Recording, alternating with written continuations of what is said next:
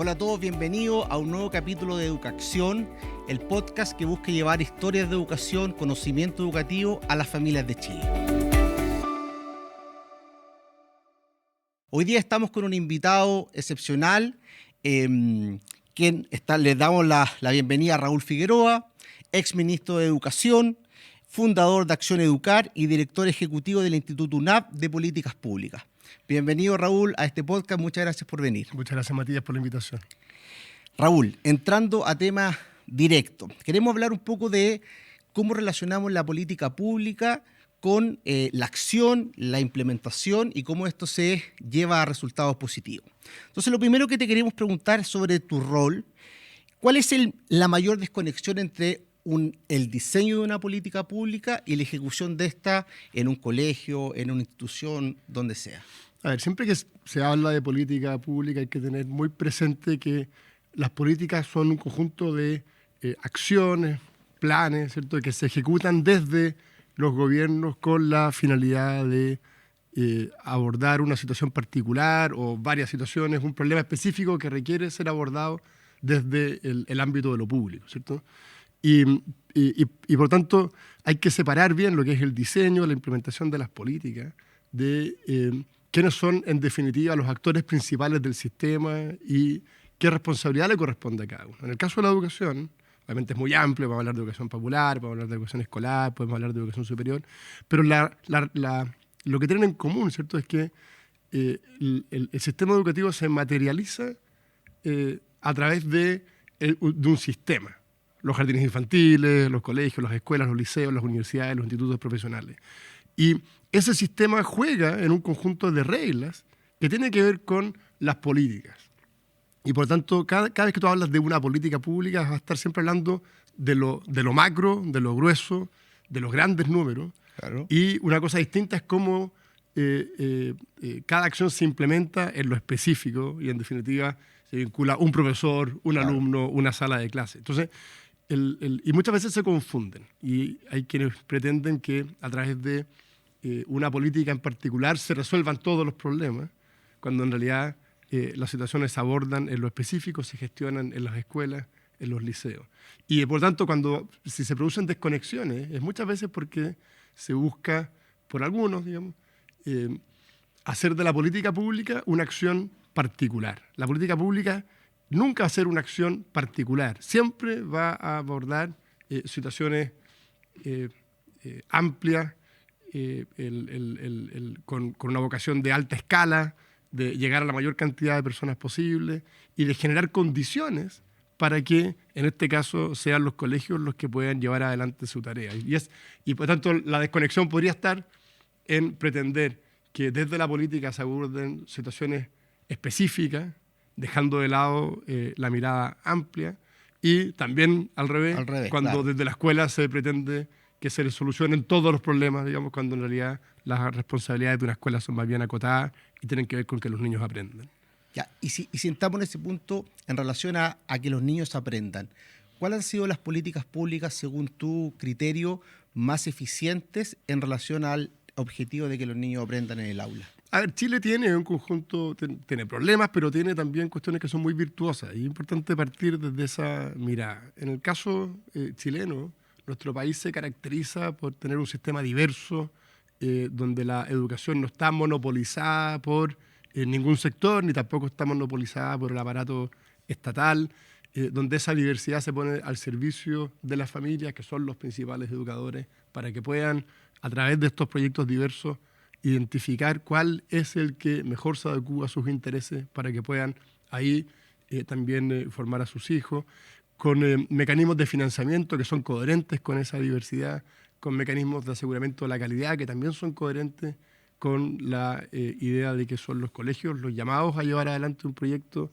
de que requieren autonomía para poder ejecutar ese proyecto educativo, que se requiere evaluación e información para que las personas puedan tomar decisiones, para que quienes diseñan políticas también puedan hacerlo de la mejor manera posible. Entonces, en síntesis, yo creo que las cosas virtuosas del sistema chileno tienen que ver con su diversidad, tiene que ver con la autonomía de los establecimientos para poder llevar adelante sus proyectos, tiene que ver con la libertad para crear colegios, la libertad para escoger en 13 colegios diversos, un andamiaje institucional que permite evaluar, que permite poner esas evaluaciones al servicio del diseño de las políticas y también al servicio de los padres para que puedan escoger.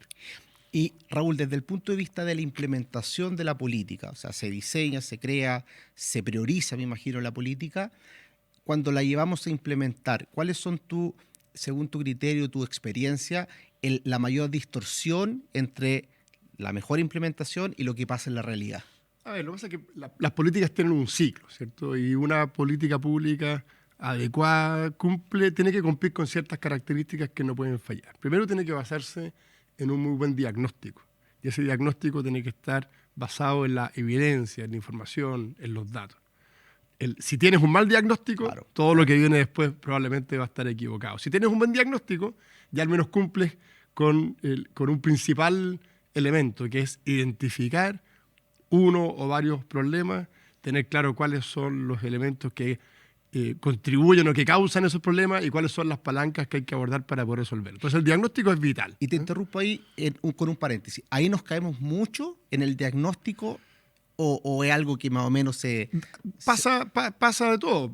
En Chile, en general, tenemos una tradición de un buen diseño de política, pero en materia de educación, yo creo que en el último tiempo hemos tenido problemas de diagnóstico. Ya, perfecto. En el sentido en que se instalan públicamente problemas que en realidad no tienen ni la magnitud que se pretende indicar o que derechamente no son problemas reales, que no impactan, claro, en los resultados y son más bien cuestiones o políticas o a veces ideológicas o estructurales que distorsionan el diseño de la política. Entonces, lo primero es tener un buen diagnóstico y eso significa entonces identificar verdaderos problemas, no falsos problemas, claro, y sobre la base de ese diagnóstico construir un diseño de política que, en definitiva, también basado en la evidencia, te permita señalar cuáles son las palancas que tú tienes que mover para que esos problemas que están identificados se puedan resolver. Entonces, primero diagnóstico, luego un diseño, luego la implementación. Tú puedes tener políticas bien diagnosticadas o problemas bien diagnosticados, políticas bien diseñadas, pero que no están pensadas para una ejecución, para una implementación a gran escala. Y el cuarto elemento es que tienen que ser evaluables, porque tú tienes que estar corrigiendo, claro, siempre. No puedes. Entonces, en cualquiera de estas etapas puede fallar una política, puede fallar por su diagnóstico, porque te haces cargo de problemas que en realidad no son principales, o porque terminas generando nuevos problemas, que en Chile lamentablemente nos ha pasado. Puede fallar en el diseño, porque diseñas medidas que en realidad no son adecuadas para hacerse cargo del problema que está identificado. Pueden fallar en la implementación porque no llega a las escalas suficientes o porque es caro implementar y por tanto deja de hacerse. Y puede faltar la evaluación, que claro, eso no pone en riesgo la ejecución de la política, pero sí, cuando una política no se evalúa, lo que puede ocurrir es que sistemáticamente se termine poniendo el foco en aquello que no es relevante, que no es prioritario y por tanto los recursos no se gasten como tengan que gastarse. En el fondo, si esto lo llevamos a una startup o a cualquier empresa o cualquier gestión, lo que no se mide no se puede mejorar. En términos de Chile, y te llevo a tu rol de ministro o de exministro de Educación, ¿en Chile se miden las políticas públicas? ¿Se hace un análisis de A a B para mejorar, para sacar? ¿Se hace eso o falta eso en Chile? Sí, Chile tiene una cierta tradición de evaluación de política. Tiene órganos que apuntan en esa dirección, la dirección de presupuesto hace evaluaciones ex ante, evaluaciones ex post de las políticas, el Ministerio de Desarrollo Social, a través de su Subsecretaría de Evaluación Social también lo hace, y cada ministerio sectorial obviamente tiene esa tarea.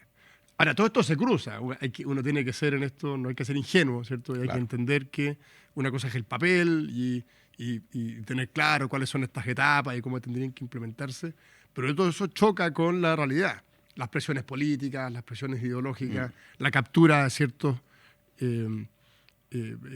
estamentos, digamos, que hace que se terminen distorsionando muchas veces las políticas y no se legisle o no se promuevan acciones que vayan, que apunten al bienestar general, sino que termina siendo capturada por ciertos grupos y en ese caso se distorsionan y apuntan a beneficios o intereses específicos, lo que también es un gran problema de políticas mal diseñadas. Entonces, todo esto hay que meterlo en la juguera, ¿cierto? En la conversación todo suena muy bien, pero en la práctica Y en Chile, bueno, eso se revisa sistemáticamente. Muchos de los programas en educación son programas presupuestarios.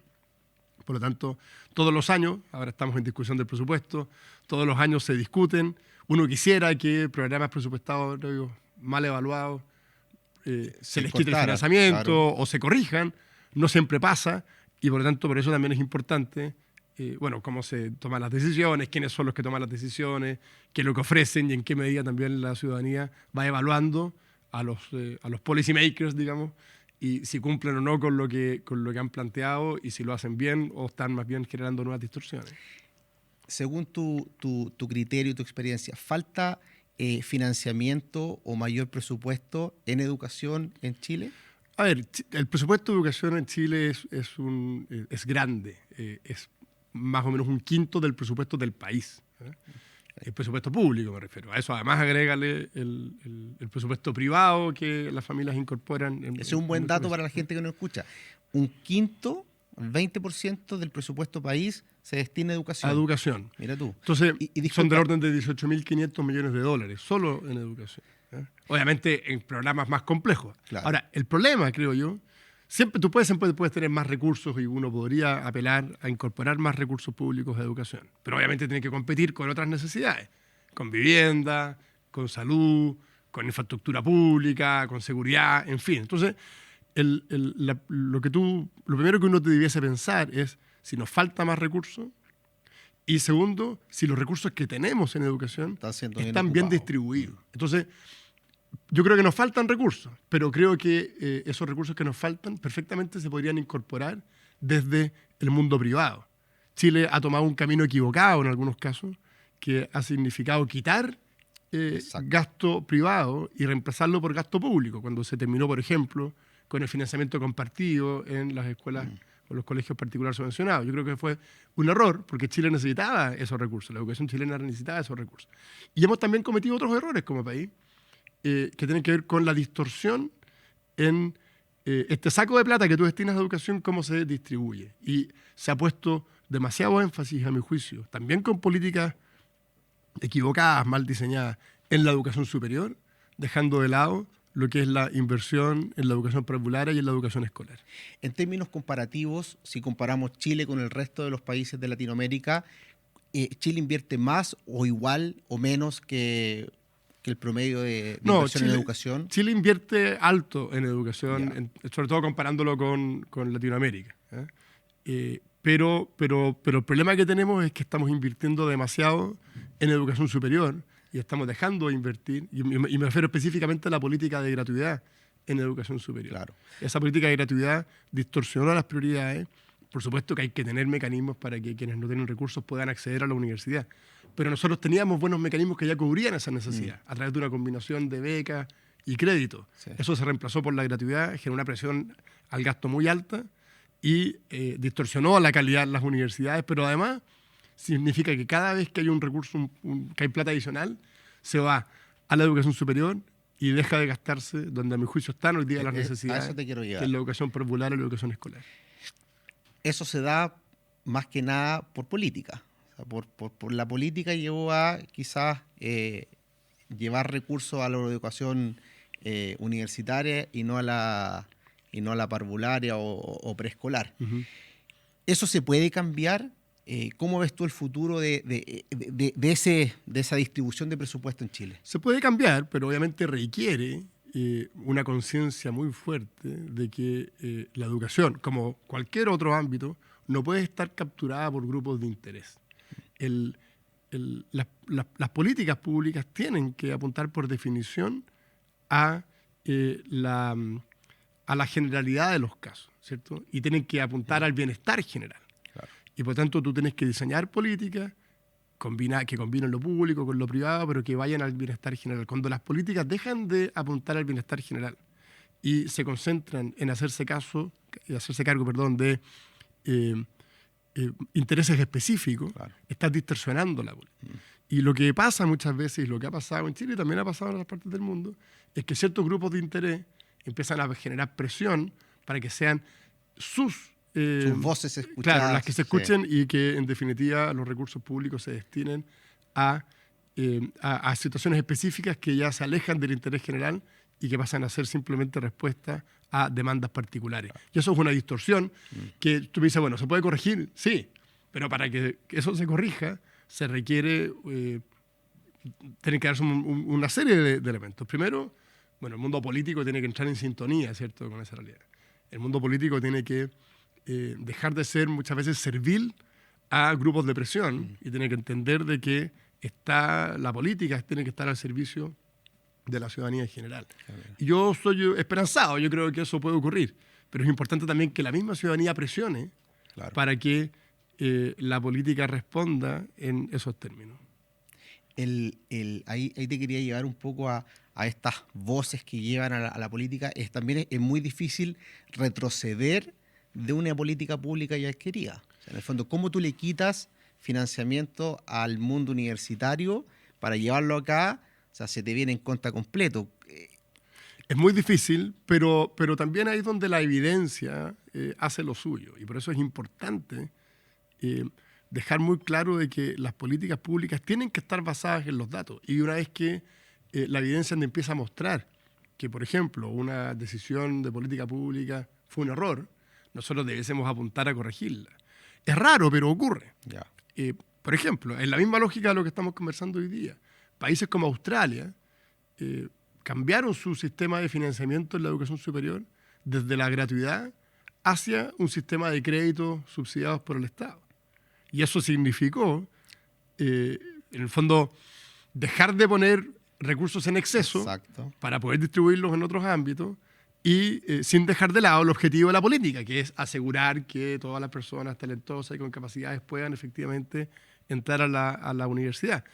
Pero eso requiere un consenso muy fuerte en, primero, tener claro, como lo hablábamos al principio, cuál es el problema que queremos abordar, cuál es la mejor herramienta para poder abordar esa situación, qué herramienta te permite hacerlo con criterios de costo-efectividad prudente, es decir, invertir la menor cantidad de recursos posible y obtener el mejor resultado, ¿cierto? Todo eso se puede, pero es muy importante entonces dejarse guiar por la evidencia y, sobre todo, dejar de lado el trabajar por intereses particulares y trabajar siempre por el bien común, por el bienestar general. Claro. Eso yo creo que le hace tanto mal a los países, casi que trabajar por votos y no por la masividad de la población. Claro, cuando políticamente es rentable trabajar para todos. Exacto. Lo que pasa es que ahí hay una y por eso los periodos eleccionarios, por ejemplo, son relevantes, ¿cierto? Donde la gente puede identificar, lamentablemente en este proceso eleccionario de educación prácticamente no se ha hablado, ¿cierto? Es una pena. Pero eso, disculpa, tiene que ver con que en el periodo actual de Chile no se está hablando de la educación. En otro momento, cuando la educación era un tema importante, se hablaba en un 30-40% de educación en los debates. Ahora no hay nada porque está la seguridad y otros temas. Al final nos vamos guiando por estas voces minoritarias y no por lo que realmente le hace bien a los países. Efectivamente, la ciudadanía tiene que estar siempre muy consciente de que es fácil que su voz sea capturada. Pero cada vez que uno identifica que las voces se capturan, es razonable entonces presionar al mundo político para que tome decisiones con miras a el bienestar de todos. Y nuestro sistema político tampoco contribuye mucho. Tenemos un sistema político muy fragmentado, donde es mucho más rentable en términos políticos trabajar para grupos específicos y con eso tú te aseguras tu reelección. Si nosotros tuviésemos un sistema político que obligue a mirar un poquito más desde arriba, a no trabajar tanto para nichos, sino que trabajar para todos, eso también podría contribuir a un mejor debate en estas materias. Totalmente de acuerdo, Raúl. Vámonos a la gente que nos escucha, a una política que ustedes lideraron en el gobierno del expresidente Sebastián Piñera, los liceos bicentenarios. Cuéntanos un poquito cómo se trató, qué se hizo, qué mejoró y dónde estamos hoy día. Sí, los liceos bicentenarios son es una política pública que nace en el primer gobierno del presidente Piñera y que luego se fue potenciando en su segundo gobierno. En esencia, consiste en identificar liceos, ¿cierto?, de enseñanza media, que sin entregarles un financiamiento adicional para su operación, se les da sí un cierto apoyo para que puedan poner foco en acciones específicas que mejoran la calidad de esos establecimientos. Y esto es muy importante porque la gente piensa que los liceos bicentenarios han sido exitosos porque reciben más recursos. Y en realidad han sido exitosos porque confluyen ahí un conjunto de elementos que son virtuosos. El liderazgo directivo, el compromiso de toda la comunidad en torno a un proyecto educativo claramente planteado, el foco en los resultados, la autonomía de esos establecimientos para poder llevar adelante sus proyectos. Eso implica, y las altas expectativas respecto de los alumnos. Claro. Esos elementos, ¿cierto?, que son elementos que en los liceos bicentenarios se manifiestan con mucha fuerza, han permitido que esos mismos liceos tengan muy buenos resultados, medidos por mecanismos objetivos. Exacto, ¿cierto? O sea, tienen mejores resultados en las pruebas CIMSE, sus alumnos, si el proyecto de esos establecimientos es que más alumnos entren a la educación superior, también eso se logra. Entonces se va monitoreando y tienen resultados sobre la base de estos elementos que son elementos que lo interesante es que están al alcance de todo el sistema educativo. Claro. Y por lo tanto, cuando se diseñó la política de los liceos bicentenarios, lo que buscábamos eran dos cosas. Primero, acelerar en establecimientos específicos la posibilidad de que esos proyectos tuviesen una mirada de excelencia y que eso se traduzca en mejores resultados para esa comunidad, cuestión que se logra, pero al mismo tiempo que esos liceos sirvan de guía, de muestra de que con un proyecto educativo que reúne esas características de altas expectativas, de compromiso, de liderazgo, de foco en los aprendizajes, los resultados se producen. Y por tanto queda ese modelo a disposición del resto del sistema. Para replicarse. Pero ¿cómo ese modelo, que estuvo muy bien pensado, le podemos, no sé, dar una opinión en relación a la crítica de la segmentación de estudiantes que entran, estudiantes quizás con mejor calidad educativa? No, en la práctica eso no ocurre, no ocurría al principio y tampoco ocurre hoy día, porque incluso hoy día tú tienes restricciones regulatorias. Hoy día en Chile, la selección de alumnos sobre la base de su rendimiento académico en colegios que tienen financiamiento público, que es el caso de los liceos bicentenarios, claro, está prohibida. Sí. Y por lo tanto, no hay mecanismos para hacer esa segmentación. No se hacía, pero incluso si alguien tiene dudas de que a lo mejor de alguna forma lo hacen, la propia ley se los prohíbe. Entonces, y eso es lo interesante. Esto no quiere decir de que uno podría promover mecanismos de selección académica. Yo creo que en algunos establecimientos esa selección puede ser positiva. Pero incluso dejando de lado ese debate, lo que te demuestra los liceos bicentenarios es que sobre la base de estos elementos, insisto, el compromiso, el foco en los aprendizajes, las altas expectativas de los alumnos, el liderazgo directivo, la autonomía para poder llevar adelante el proyecto, son los que traen resultados. Y por eso también, desde el punto de vista de la política pública, estos liceos te muestran cómo la política tiene que estar tiene que ser coherente con las necesidades de los establecimientos. Cada vez que el Estado busca intervenir, restándole autonomía a los colegios, cada vez que el Estado busca intervenir homogeneizando y por tanto restándole diversidad a los padres para que puedan escoger, cada vez que los proyectos educativos que son específicos, ¿cierto?, de cada establecimiento educacional se hace más difícil de llevar adelante, eso tiene consecuencias negativas en los resultados. Y por tanto, si tú decías al principio, ¿cuál es la política exitosa? A mi juicio, la política más exitosa es poner objetivos de calidad, poner metas claras, evaluar lo que ocurre en las escuelas, pero sobre todo dejar a los colegios bajo un conjunto de reglas básicas, claro, darles flexibilidad, darles autonomía, dejarlos tranquilos para que puedan llevar adelante su proyecto y por esa vía obtener resultados. ¿Qué rol cumple la familia en los resultados de un colegio con buenos resultados? Es fundamental la familia en diversos ámbitos. Primero, en la sintonía que tiene la familia con un proyecto. Hay mucha evidencia que muestra que en la medida que los colegios pueden llevar adelante un proyecto educativo que tiene bordes claros, ¿cierto?, que está identificado. Este colegio se caracteriza por las siguientes cosas: por su disciplina, por los valores que transmite, por el foco en los aprendizajes, o por que lo hace a través de la ciencia, o porque tiene un sello deportivo, cualquiera que sea el sello del colegio.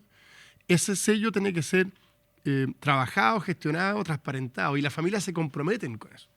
Y en la medida que las familias se comprometen con los proyectos educativos, eso se traduce en resultados. También es importante que los colegios puedan tener, lo decíamos, ¿cierto?, esta autonomía para poder desarrollar los proyectos, y eso permite que las familias se comprometan con más fuerza.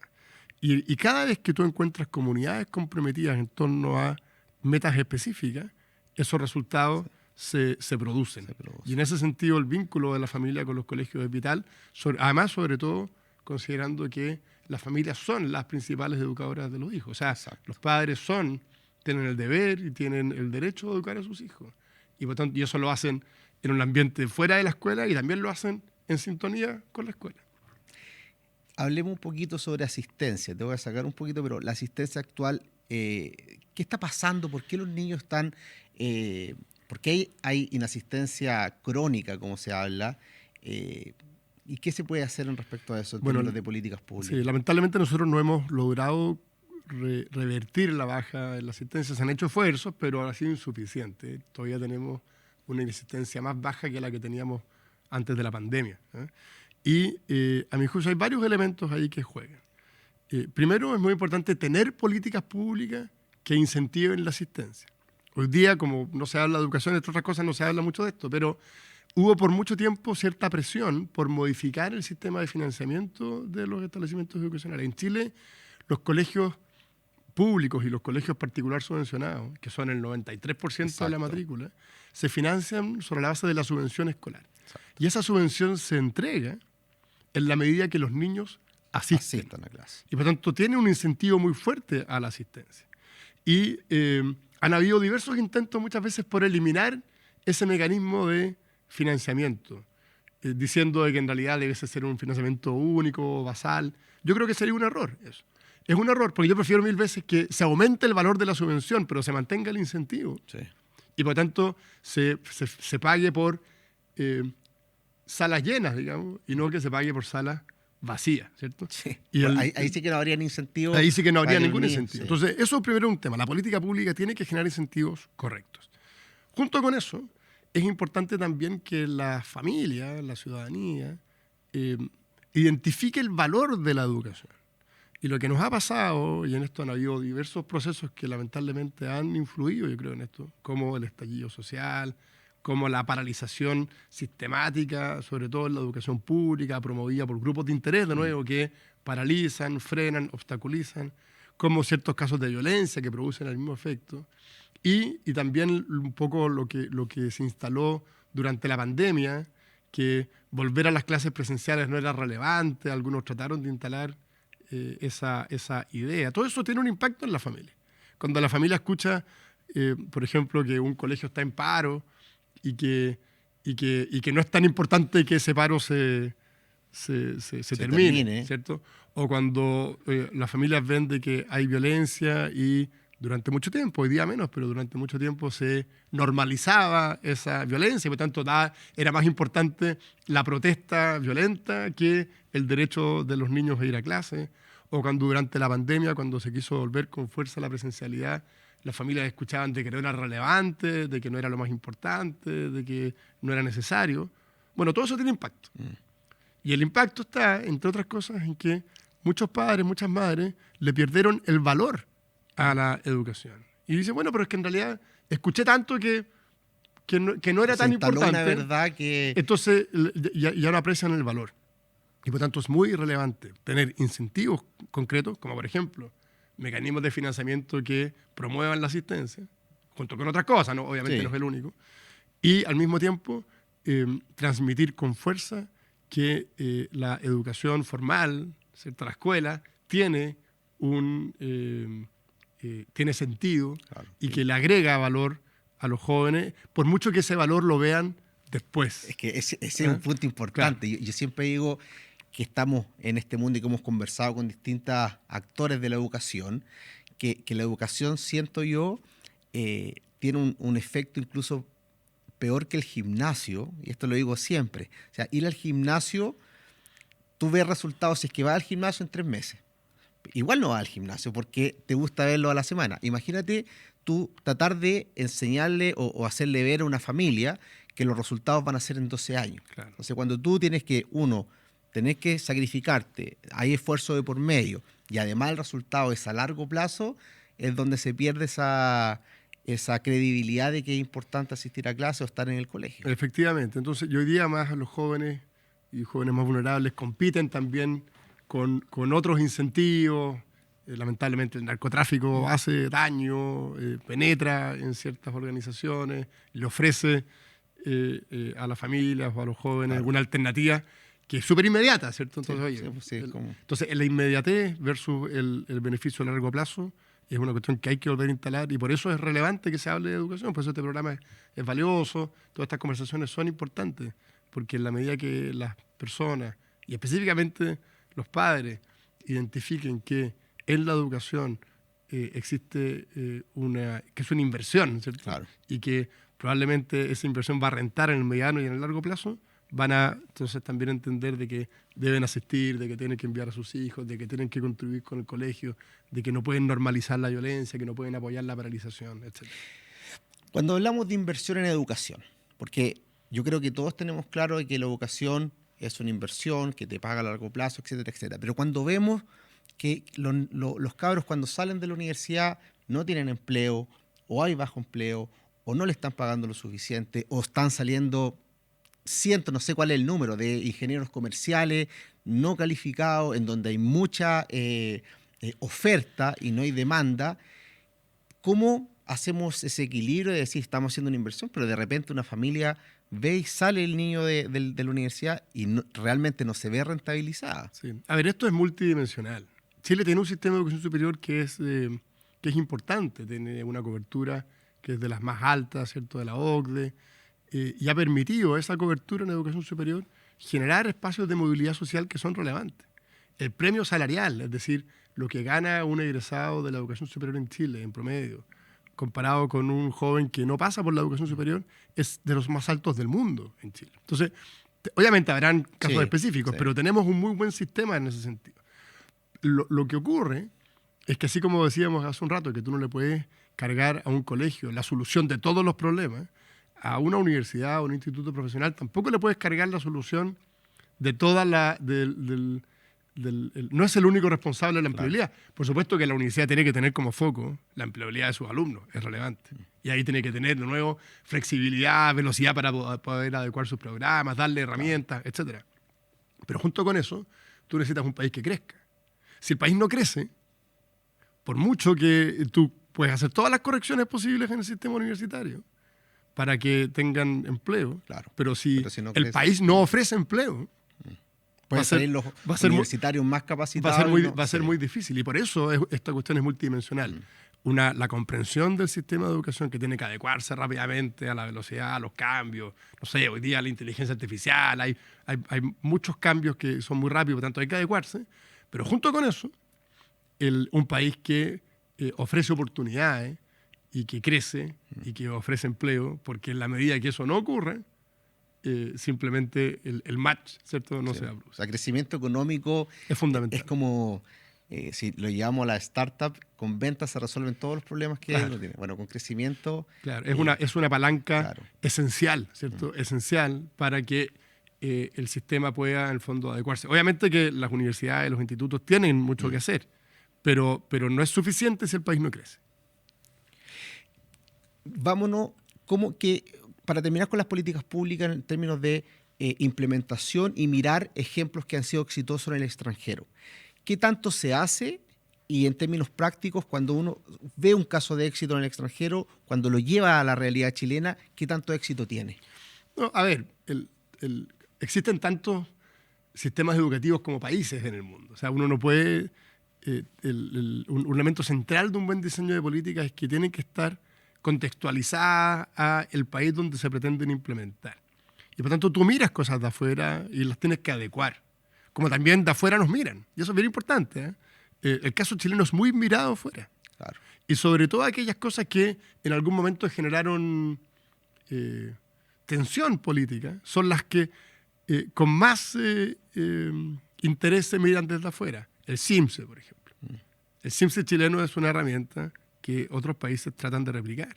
La evaluación docente, el sistema de financiamiento que tiene estos incentivos asociados a la asistencia, la autonomía de los colegios, la posibilidad de que existan proyectos diversos, entregándole financiamiento público a proyectos privados, que es el mundo de los colegios particulares subvencionados, que en Chile es superior al 50% de la matrícula, el 55% de la matrícula.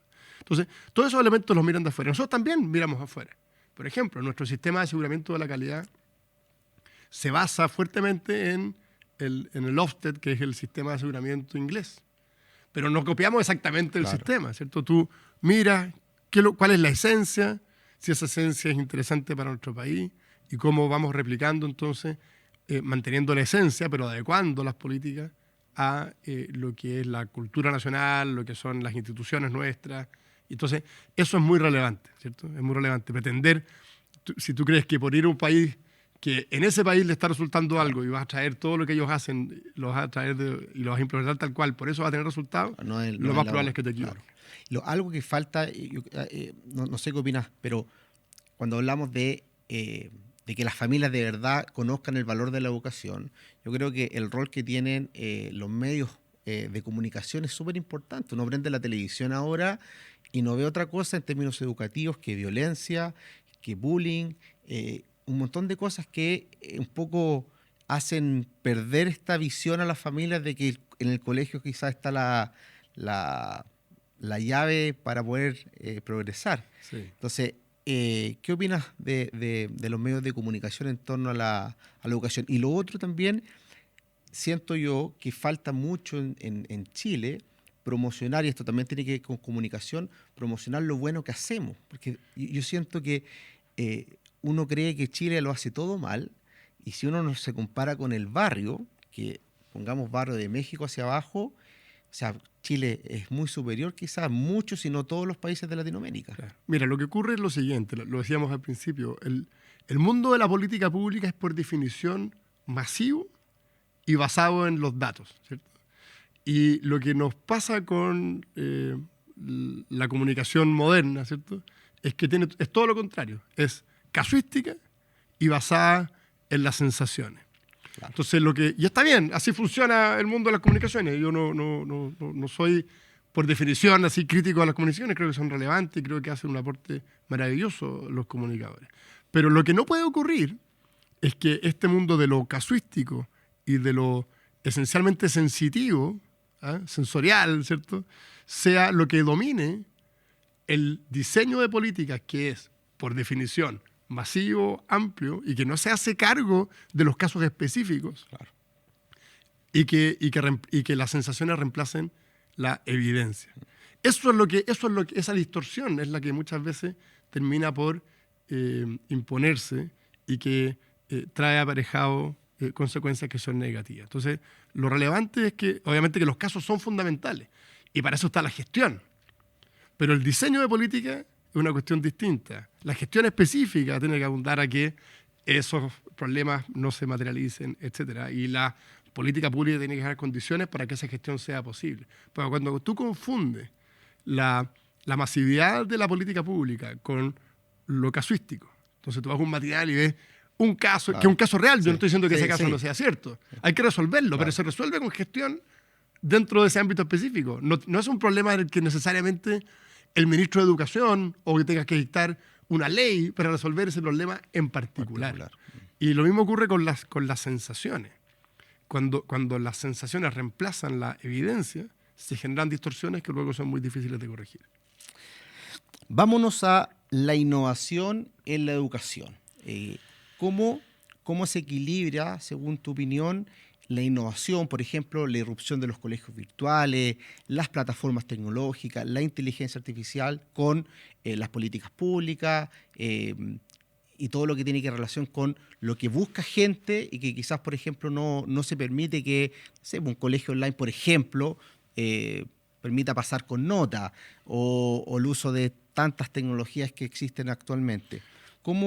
¿Hacia dónde vamos encaminados? A ver, hay cosas esenciales y cuestiones que son más accesorias, ¿cierto? Lo esencial es que Chile tiene un sistema educacional obligatorio y, por tanto, el andamiaje institucional tiene que asegurar que esas instituciones cumplan con ciertos estándares y por tanto, se combine bien, ¿cierto? La exigencia, la obligatoriedad con la confianza que tienen que tener las familias de que, como es obligatorio y como cumple con ciertas reglas, bueno, el proceso se cumple. Pero eso tiene que estar también en un contexto de adecuación a la realidad, ¿cierto? Estamos en cambios tecnológicos muy fuertes, la flexibilidad en las escuelas es fundamental.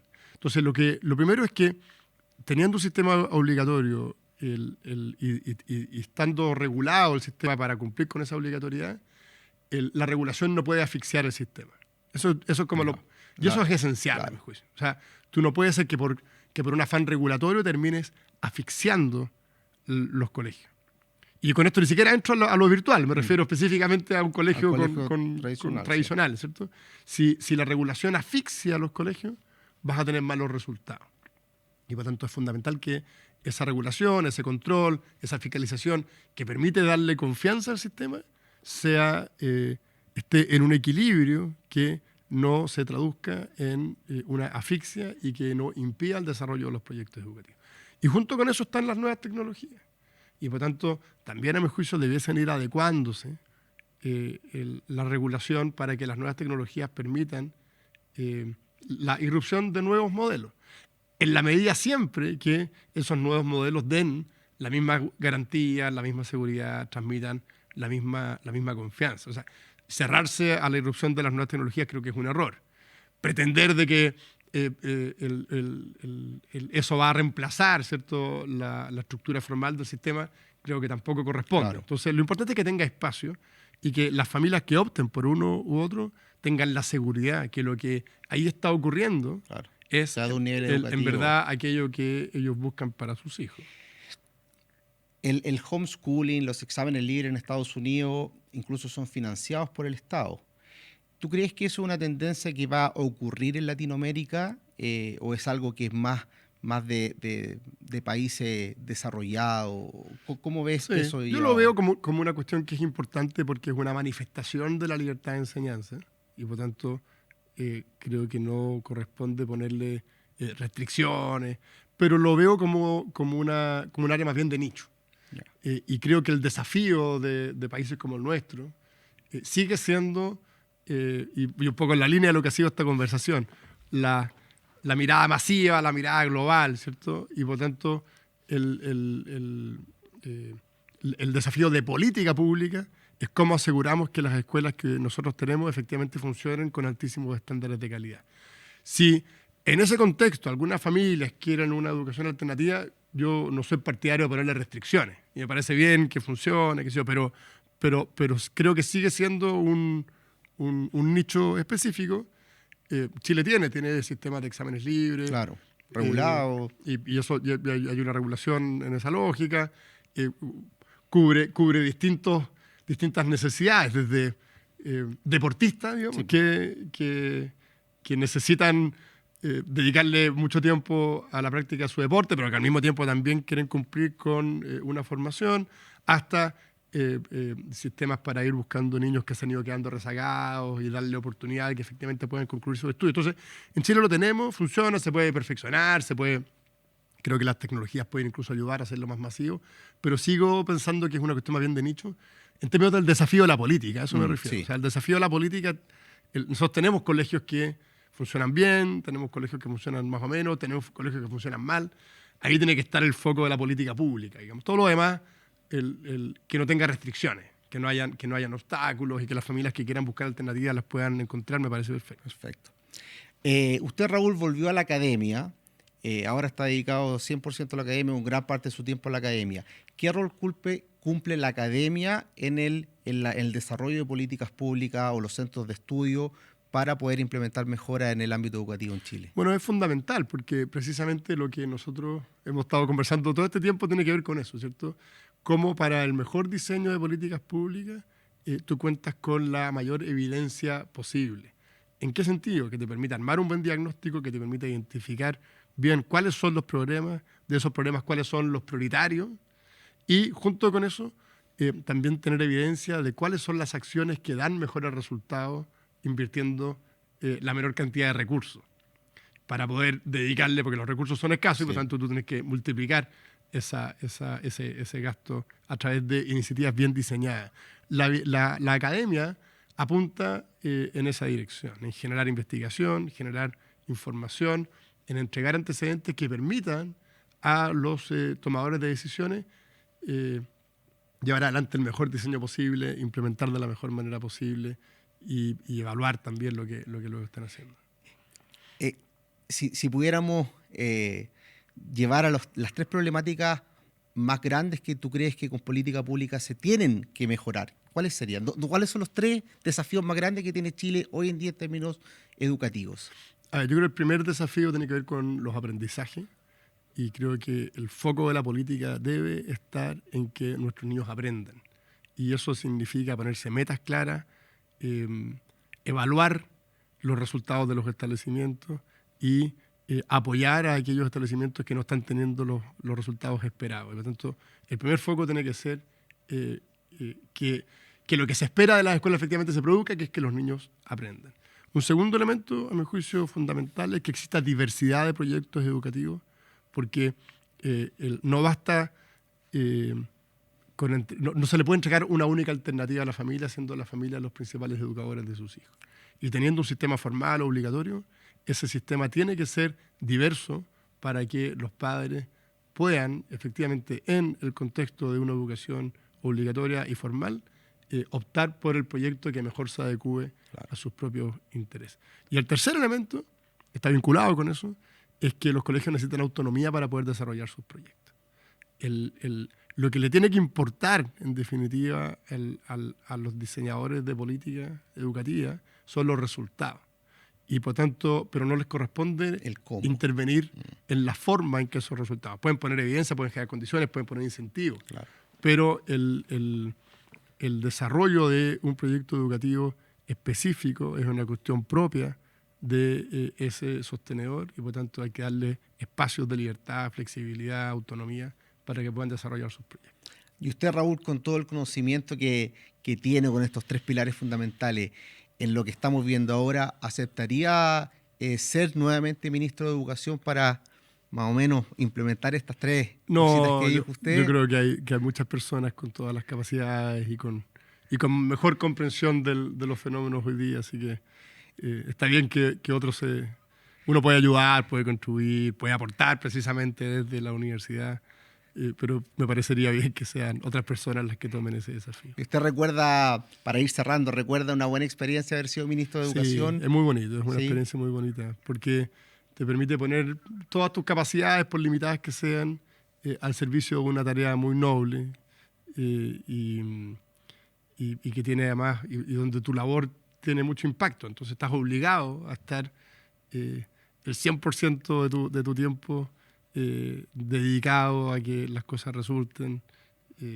Cuando tú estás en educación y pasa en otras áreas también, son 3,5 millones de alumnos en el sistema escolar, 1,5 millones en el sistema de educación superior, un presupuesto que es inmenso. Claro. Entonces